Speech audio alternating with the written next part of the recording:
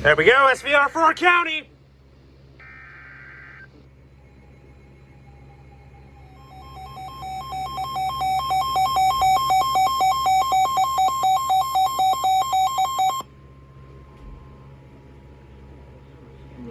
Sullivan has issued a severe thunderstorm warning for Walworth County in southeastern Wisconsin, southeastern Rock County in south central Wisconsin, until 1:45 p.m.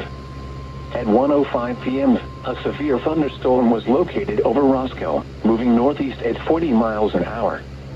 Hazard, 60 miles an hour wind gusts and quarter-size hail. Source, radar indicated.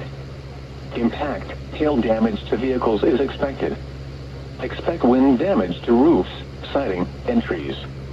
Locations impacted include Beloit, Whitewater, Elkhorn, Delavan, Lake Geneva, Williams Bay, Walworth, Clinton, Fontana on Geneva Lake, Sharon, Darien, Como, Richmond, Springfield, LaGrange, Tiffany, Millard, Avalon, Delavan Lake, and Fuggs Hollow.